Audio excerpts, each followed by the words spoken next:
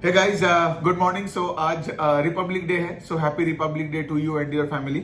सो अभी हम क्या करने वाले हैं रिपब्लिक डे में, तो आज मैं कुछ ऐसे कंपनीज के बारे में सबसे पहले फोकस करने वाला हूं जिनका रिजल्ट्स बहुत अच्छे आ रहे हैं। ठीक है, सिर्फ इस क्वार्टर में नहीं है but over the past few quarters वो कंपनीज कंटिन्यूअसली आउट परफॉर्म कर रहे हैं इन देयर सेगमेंट। ठीक है, तो हम यहाँ पे बात करने वाले हैं पहले दो फाइनेंशियल्स का। ठीक है, दो ही एनबीएफसी के स्पेस में आते हैं, दोनों ही लेंडर्स है but they are not banks, they are NBFCs. एक कंपनी का नाम है केप्री ग्लोबल करके और दूसरा का नाम है एसबीएफसी फाइनेंस करके। आई गेस आप अगर मेरे पुराने फॉलोअर हो या सब्सक्राइबर हो तो आप तो पता ही होगा कि लाइक मैंने इन कंपनीज को बहुत दिनों से ट्रैक किए जा रहा हूं, लेकिन आज मैं वही करूंगा बिकॉज क्या है ना कि लाइक ये वीडियोस वगैरह जब मैं बनाता हूं, जब मैं कोई कंपनी को ट्रैक करता हूं ना, तो मैं उनका बिजनेस मॉडल और हो क्या रहा है, थोड़ा बहुत रीसेंट पास्ट के बारे में भी बताता हूं along with the numbers and management guidance and everything, ताकि आपको पूरा पिक्चर फिर से समझ में आए। बिकॉज इतना कंपनीज होते हैं ना, कभी कभार वो दिमाग से निकल जाता है ना। वो मेरा भी होता है, आपके साथ भी होता होगा, राइट? बिकॉज इतने कंपनीज है, किस में क्या हो रहा है, किसका गाइडेंस किस तरफ जा रहा है, कौन क्या केपेक्स किया था, राइट? मतलब सो बहुत बहुत काम हो ही जाता है। सो यहाँ पे हम लोग केप्री ग्लोबल का हम बात करेंगे। अगेन थोड़ा सा बिजनेस मॉडल जान लेते हैं। ये एक लेंडर है जो कि एक एनबीएफसी कैटेगरी में आता है। ठीक है, अब इनका अगर आप बुक देखोगे तो इनका ये लोग एमएसएमई लेंडिंग करते हैं, गोल्ड लेंडिंग करते हैं, फिर इनका एक कंस्ट्रक्शन फाइनेंस का एक डिवीजन है और इनका अफोर्डेबल हाउसिंग फाइनेंस का भी एक डिवीजन है। तो कितना डिवीजन बोला? 4। अब यहां पे ध्यान से सुनो कि केप्री ग्लोबल में हो क्या रहा है। ठीक है, केप्री ग्लोबल पहले पहले पहले मतलब उनका majority part of the book था उनका एमएसएमई लेंडिंग में, लेकिन पिछले 1-1.5-2 साल में आप देखोगे कि उन्होंने एमएसएमई लेंडिंग से अपने फोकस को हटा दिया। ठीक है, so the MSME part of the book is in growing that much. ठीक है, और यहां पे पूरा फोकस कहां पे उन्होंने लाया है? टुवर्ड्स गोल्ड लेंडिंग पे। ठीक है, अब यहां पे अब देखोगे क्या हो रहा है। अगर आप एमएसएमई एक लेंड कर रहे हो, मतलब जो केप्री ग्लोबल की अगर मैं बात करूं तो उनको यहां पे 15% के आसपास का यील्ड मिलता था, लेकिन इन्होंने क्या किया, अपने मॉडल को थोड़ा बहुत बदला और ये लोग गोल्ड लेंडिंग पे बहुत फोकस करना चालू कर दिया, जहां पे द यील्ड इज 19 to 20%। समझ में आ रहा है? और इन्होंने पिछले 2 साल में बहुत ऐसे ब्रांचेस खोला सिर्फ गोल्ड लेंडिंग के लिए। ठीक है, अब गोल्ड में क्या होता है ना, गोल्ड में आपका वो शॉर्ट पीरियड के लिए, मतलब से 3 महीने 6 महीने कुछ भी हो, लेकिन 1 साल के अंदर के लिए वही ना, कोई किसी को उनका वर्किंग कैपिटल नीड्स के लिए, राइट, या कोई इनकम जनरेशन नीड्स के लिए, तो वो लोग क्या करते हैं, अपना गोल्ड लाके कंपनी के पास गिरवी रखते हैं और ये कंपनी उनको लेंड करते हैं। ठीक है, और बाय द वे ये कंपनी भी वही semi urban and rural areas में इनका फोकस ज्यादा है। ठीक है, तो अभी सोचो अगर आप अपने प्रोडक्ट मिक्स को चेंज किया, मैंने क्या बोला, एमएसएमई से फोकस को कम करके ये लोग गोल्ड लेंडिंग में फोकस बढ़ा रहे, तो इफेक्टिवली अब देखोगे बिजनेस पे इनका मार्जिन प्रोफाइल बेटर होता गया। समझ में आ रहा है क्यों मार्जिन प्रोफाइल बेटर हुआ? ये जो मैं बताते रहता हूं ना अपने वर्कशॉप में, जो बहुत अच्छे से समझाया कि ऑपरेटिंग लेवरेज का कॉन्सेप्ट, इस कंपनी केप्री ग्लोबल का ऑपरेटिंग लेवरेज इसलिए हो रहा है बिकॉज इनका प्रोडक्ट मिक्स चेंज हो रहा है more towards gold lending and less towards MSME lending. समझ में आ रहा है? तो यहां पे बात ये आता है, मैं आपको अगर थोड़ा सा ये डेटा अगर बता दूं, I don't know if I have the data here. So basically आज gold lending is approximately 35% of the book. ठीक है, और 1-2 साल पहले I can tell you gold lending का बुक कुछ था ही नहीं। समझ में आ रहा है? सो फ्रॉम नथिंग से लेके इनका अभी 34-35% ऑफ द लोन बुक हो गया आपका गोल्ड लेंडिंग, और MSME part of the book जो पहले 40-50-60% हुआ करता था, अभी कुछ 24% हो गया। जो दो और सेगमेंट है, राइट? एक है कि आपका affordable housing segment, that grew I think 22% से, और फोर्थ है आपका कंस्ट्रक्शन फाइनेंस, राइट? और वो I think that segment grew around not grew I guess that is I think 25% of the portfolio. समझ में आ रहा है? फिर तो इसका मतलब क्या? इसका मतलब ये है कि अगर तुमने 100 रुपए का लोन दिए हो तो उसमें 35 रुपए अभी भी जा रहा है तुम्हारे गोल्ड लेंडिंग पे, और मुझे नहीं लगता है कि मैनेजमेंट ये गोल्ड लेंडिंग से और कहीं भी, मतलब ऐसा नहीं है कि अभी वो कुछ और सेगमेंट सोच रहे हैं, ये गोल्ड पे बहुत फोकस कर रहे हैं। ठीक है, और ये सिक्योर्ड भी है ना, मतलब यहाँ पे क्या है ना, आपको तो पता होगा वो एलटीवी का जो रेशियो होता है, लोन टू वैल्यू रेशियो, मतलब क्या है, यहाँ पे आपका यील्ड भी ज्यादा है इन गोल्ड लोन्स, लोन्स, और दूसरा साइड में क्या है, दूसरे साइड आपका कस्टमर का कोलेटरल जो कि गोल्ड, वो भी आपके साथ है। सो इससे क्या है, कंपनी और भी स्ट्रांग बन रहा है। सो बेसिकली इस कंपनी में सबसे अच्छी बात ये है कि ये अपने लोन बुक को 50-60% के रेंज से ग्रो कर रहा है। Q2 ओवर Q2 में भी इनका 55% का ग्रोथ था, और इस क्वार्टर में भी जब Q3 का नंबर आता है तो इनका AUM और लोन बुक ग्रो अगेन 54% से। समझ में आ रहा है? तो मतलब क्या, ये 50% प्लस का एक इंजन बन चुका है, ठीक है। एंड ऑफ कोर्स ये छोटे बेस से चालू हो रहे हैं, तो ऑफ कोर्स इनका pace of growth will be high, but बाजार को तो पेस ऑफ ग्रोथ ही चाहिए ना, right, rather than the base. So 54% से यहाँ पे लोन बुक का ग्रोथ हुआ, क्या मतलब, और यहाँ पे मेन यहाँ पे ग्रोथ का ड्राइवर कौन है, तुम्हारा गोल्ड लोन, और उसके बाद आता है आपका अफोर्डेबल हाउसिंग फाइनेंस और कंस्ट्रक्शन फाइनेंस। एमएसएमई वाला जो सेगमेंट है वो पिछले साल से इस साल में मुझे तो कोई ग्रोथ दिखा नहीं, ठीक है। सो ये हो गया बात। और यहाँ पे मैं आपको अगर बता दूं, थोड़ा सा और डेटा बता दूं, यहाँ के इनका जो गोल्ड लोन्स का जो लाइव कस्टमर अकाउंट्स है इनके साथ, the live customer accounts almost tripled Q3 over Q3 में, राइट। तो इसका मतलब क्या, गोल्ड लोन का जो AUM का पार्ट है that tripled, customer number of customers, active customers gold loan में जो था लास्ट ईयर को Q3 में, उससे 3 गुना हो चुका है। सो नाउ यू अंडरस्टैंड कि ये लोग गोल्ड लोन पे कितना फोकस कर रहे हैं, ठीक है। सो ये हो गया बात। और अच्छी बात ये भी है कि लाइक सिंस यहाँ पे प्रोडक्ट मिक्स चेंज हुआ तो कंपनी को यहाँ पे ऑपरेटिंग लेवरेज भी मिल रहा है। तो यहाँ पे सोचो तुम्हारा लोन बुक 54-55% से ग्रो किया, और यहाँ पे अगर मैं पैट का बात करूं, I think the profit after tax grew almost 90% से। समझ में आ रहा है? So when your PAT growth is more than your loan book और से for example your sales growth, इसका मतलब क्या, इसका मतलब यही है ना कि जो ब्रांचेस खोला, इतना गोल्ड लोन ब्रांचेस खोला, अब क्या हो रहा है, वो ब्रांचेस को कुछ टाइम लगता है ना, वो जिस्टेशन पीरियड जिसको बोलते हैं, अभी वो ब्रांचेस टोटली सा प्रोडक्टिव बन रहे हैं, राइट, वरना ऑपरेटिंग लेवरेज इनको नहीं मिलता।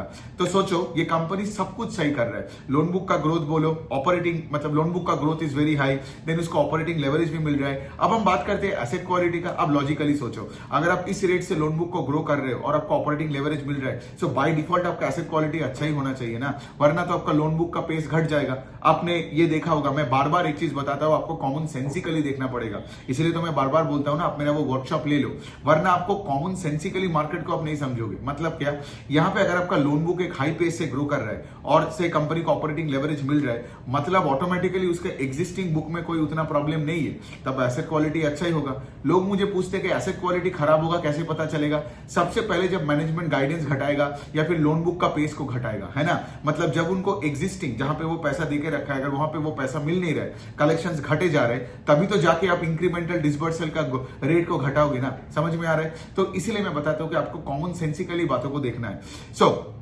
अब यहाँ पे क्या है, अब मैं यहाँ पे आपको कुछ और डेटा बता देता हूं कि से फॉर एग्जांपल ये कंपनी का सारे चीजें राइट डायरेक्शन में जा रहा है। मतलब इनका अगर मैं कॉस्ट टू इनकम रेशियो भी बताऊं, ठीक है, ये भी अभी कुछ आई थिंक 55-58% के रेंज में है। एक साल पहले वो 70% था। इसका मतलब क्या, इकोनॉमीज ऑफ स्केल का भी फायदा मिल रहा है। इनका आई थिंक अभी कुछ 1000 के ऊपर ब्रांचेस बन गया, ठीक है, 1000 के ऊपर ब्रांचेस बन गया। आई थिंक पिछले 12 महीने ये 200 ब्रांचेस ऐड किया। तो इसका क्या मतलब हो रहा है, they are scaling up and they are getting economies of scale also, right. मतलब वही है ना, ऑपरेटिंग लेवरेज का ही कॉन्सेप्ट है कि आप अपने फिक्स्ड कॉस्ट का फायदा बहुत अच्छे से उठा रहे हो, ठीक है, ताकि आपका जो इंक्रीमेंटल सेल्स ग्रोथ आपके बॉटम लाइन में जा रहा है। सो इसीलिए तो ऑपरेटिंग लेवरेज मिलता है। सो कंपनी में सब कुछ ठीक है। इनका एम्प्लॉय का बेस भी कुछ 13-15% से बड़ा है, राइट। बिकॉज मैं ये भी देखता हूं कि अगर तुम नया हायरिंग नहीं कर रहे हो, मतलब तुम ही मुझे घुमा के बता रहे हो कि तुम्हारे में ग्रोथ नहीं है, लेकिन यहाँ पे एम्प्लॉय का हायरिंग भी बहुत अच्छे से हो रहा है। एंड मैनेजमेंट का कहानी यही है कि आगे जाके इनका कॉस्ट टू इनकम रेशियो और अच्छा होता जाएगा, ठीक है, और अच्छा होगा। मतलब से उन्होंने आई थिंक यही भी बताया कि आगे जाके ये नंबर 40-45% के रेंज में होगा कॉस्ट टू इनकम रेशियो, जो अभी 57% है। सो इसका क्या मतलब है, आगे जाके तुमको और भी मार्जिन एक्सपेंशन मिल सकता है। और अब हम बात करते हैं कि लास्ट पार्ट को, आरओई का नंबर किस तरफ जा रहा है। मैंने क्या बोला कि अगर आपको लेट से कुछ समझ नहीं आता है, आपको एटलीस्ट एक बिजनेस ट्रैक करने के टाइम देखना पड़ेगा कि उसका आरओई किस तरफ जा रहा है, ठीक है। तो इसका आरओई अगेन, अब आई गेस आप लोगों को तभी समझ में आ ही गया होगा, अगर सब कुछ सही है तो आरओई ऊपर की तरफ जाएगा। तो वही हुआ है। इनका जो आरओई का भी नंबर है, आई डोंट नो मैंने लिखा है कि नहीं है। सो आई थिंक दैट आरओई का number is now north of 11 और 12% के ऊपर। मैंने आई गेस यहाँ पे लिखा नहीं है वो उनका हाँ मैंने लिखा है कि आरओई अभी है 12.5%, ठीक है, 12.5% है Q3 का। हाँ या सो बेसिकली मैं क्या बोल रहा, हाँ तो मैं क्या बोल रहा था कि आपका आरओई इस क्वार्टर में Q3 में कितना है 12.5%, लास्ट क्वार्टर में कितना था उसका आपका 10.6, और अगर आप एक साल पहले जाके देखोगे तो आई थिंक कंपनी का आरओई था कुछ 7.5-8% के रेंज में, 7.3%। सो इसका क्या मतलब, इसका मतलब आप देख रहे हो कि structurally the ROE number keeps going up. ये इसीलिए हो पा रहा है बिकॉज कंपनी में प्रोडक्ट मिक्स चेंज बहुत अच्छे से हुआ। समझ में आ रहा है, ये एमएसएमई से लेके आपका यहाँ पे गोल्ड लोन्स पे, समझ में आ रहा है। तो इसके वजह से क्या हो रहा है, और यहाँ पे एक चीज और आप ऑब्जर्व कर रहे हो, ये सारे सेगमेंट्स आपका सिक्योर्ड रिटेल में आता है ना। मतलब यहाँ पे जो गोल्ड लोन्स है वो भी सिक्योर्ड रिटेल है, फिर आपका अफोर्डेबल हाउसिंग वो भी सिक्योर्ड रिटेल है, राइट। तो इसका मतलब क्या है कि कंपनी का यहाँ पे कंपनी ग्रो तो कर रहा है और कस्टमर का कोलेटरल भी इनके साथ है। सो ओवरऑल इस कंपनी में कोई प्रॉब्लम नहीं है, मुझे नंबर्स बहुत ही अच्छा लगा, ठीक है। ये कुछ कार लोन डिस्ट्रीब्यूशन के बिजनेस में भी है। मतलब कार लोन मतलब लेट से फॉर एग्जांपल अपने प्लेटफॉर्म में एचडीएफसी का कार लोन्स में हेल्प करवा दिया, yes bank, I think Kotak bank, ये सब इनके क्लाइंट्स भी है। तो बेसिकली क्या है, जब ये कार लोन्स किसी और को कार लोन्स देने में हेल्प करवा देता है, ठीक है, तो इनको एचडीएफसी बैंक से लेट से एक कमीशन मिलता है जो कि इनका अदर इनकम में ऐड होता है। समझ में आ रहा है। तो ये भी बिजनेस है, जबकि वो कार लोन वाला जो बिजनेस है वो सिर्फ 5-6% से ग्रो किया।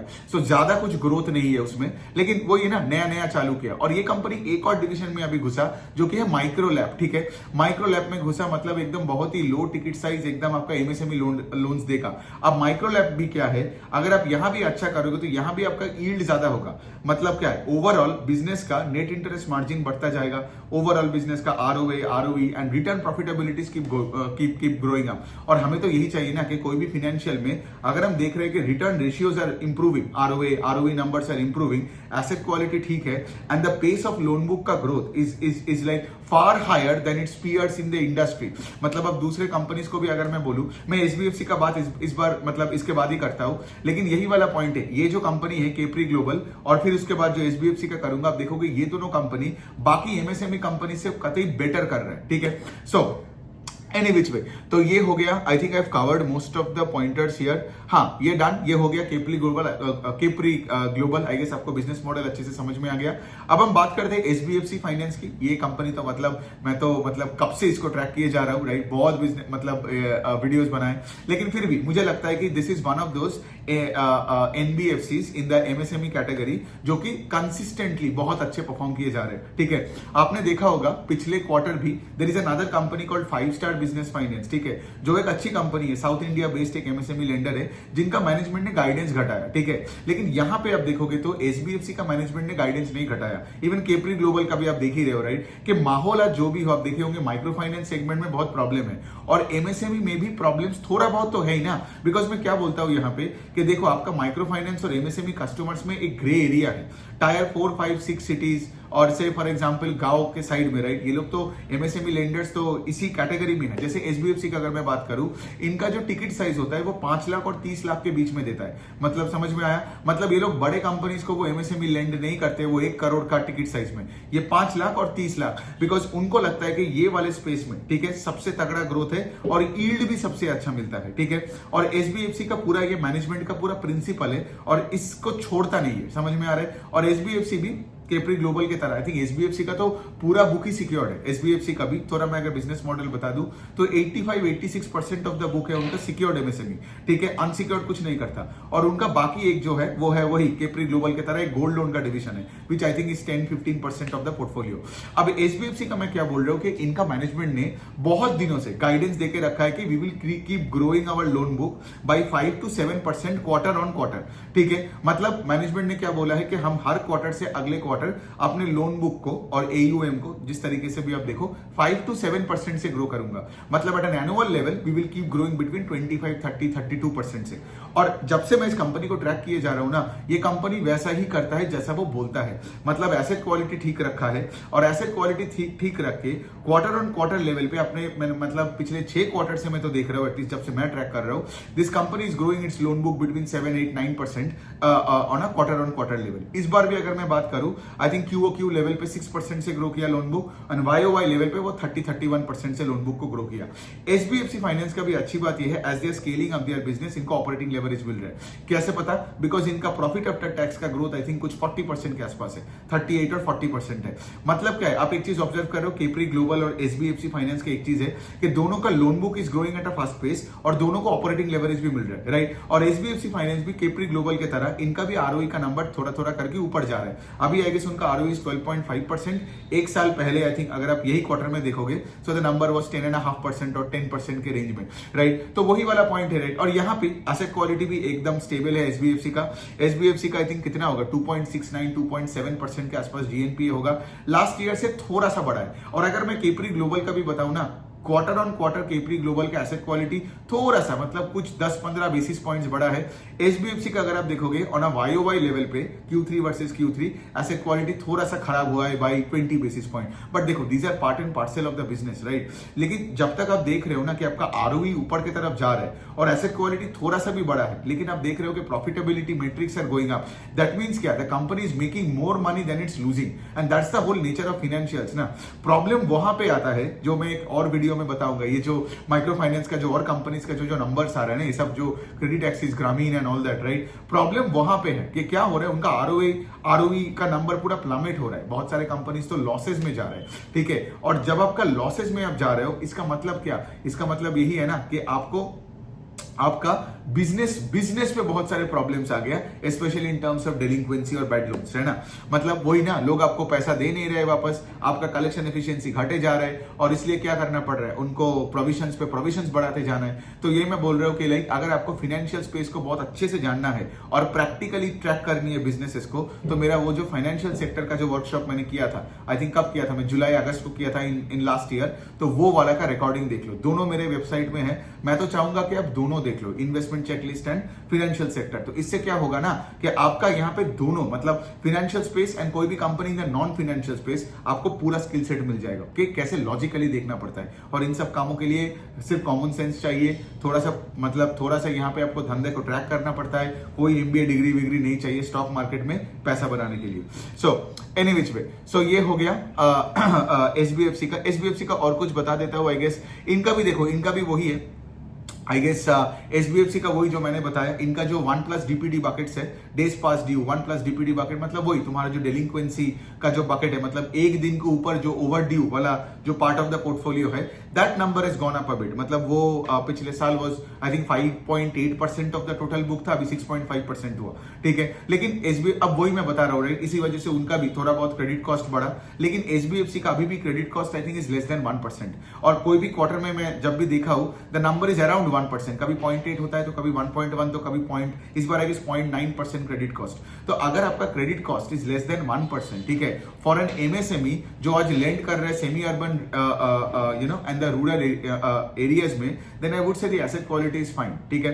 सो अच्छी रिजल्ट है SBFC का और केपरी ग्लोबल का। मैं चाहता हूं कि ये वाले वीडियो में मैं सिर्फ यही दो कंपनीज क्यों कर रहा हूं, बिकॉज कभी कभार मैं ज्यादा कंपनीज ट्रैक कर लेता हूं तो अच्छे बुरे में लोगों को फर्क समझ नहीं आता है, ठीक है। और क्या है ना कि लाइक मैं सोच रहा हूं कि लाइक अभी से मैं ज्यादा नंबर ऑफ वीडियोस बनाऊं और एक वीडियो में मैं थोड़ा 2 से 3 कंपनीज मैक्स करके मैं ट्रैक करूं, ठीक है। एक्चुअली मैं ज्यादा वीडियोस क्यों बनाता हूं मैं बता रहा हूं आपको, एक इसमें कि लाइक अपलोड करने में बहुत टाइम लगता है, ठीक है। और मेरा कोई ऐसा कोई टीम है नहीं, ठीक है, कि मैं वो अपलोड करने बैठ जाए एंड ऑल दैट। तो क्या है, अगर मैं दिन में लेट से 10 कंपनी का भी वीडियो बना रहा हूं, उसको मैं अगर 3-4 वीडियो में तो बोल तो सकता हूं, लेकिन सोचो 4-4 बार YouTube में अपलोड करना और 4-4 बार ट्विटर में अपलोड करना, it actually takes a lot of work. तो मुझे लगता है मेरा प्रोडक्टिविटी घटता है। But any which way, I guess मैं अच्छे कंपनीज को अलग से करूंगा और दूसरे कंपनीज को भी अलग से करूंगा, सो दैट आपको और क्लैरिटी मिल जाए। और यहाँ पे एक चीज आप ऑब्जर्व कर रहे हो कि लाइक अच्छे कंपनी और बुरे कंपनीज, इसको मतलब at the end of the day मेरा काम है आपको अच्छा और बुरा बोल देने का, और फिर डिसीजन मेकिंग आपका है। बिकॉज अल्टीमेटली अगर आपको कोई खिला रहा है कि क्या खरीदना है क्या बेचना है ना, मतलब वही है कि लाइक फिर आपका दिमाग नहीं चलेगा और फिर आपका बाजार में आके बहुत बड़ा मिस्टेक होगा। इसलिए मैं हमेशा बोलता हूँ, you need to be prepared. एक तो आपको वो वर्कशॉप्स लेना है, क्योंकि वो नहीं लोगे तो आप सीखोगे ही नहीं कहीं से, ठीक है। बिकॉज और तो कोई प्रोडक्ट है नहीं बाजार में जो आपको कॉमन सेंसिकली पूरा मार्केट को समझा दे 2 वर्कशॉप में, ठीक है। तो एक हो गया वो करना है। फिर उसके बाद अगर आपको ये काम आप कर रहे हो, उसके साथ आप मेरा वीडियोस देख रहे हो ना, तब आपको पूरा गेम समझ में आ जाएगा। सो यही है, कोई अगर सवाल होता है आपको तो प्लीज आप कमेंट सेक्शन में लिख सकते हो। Thank you.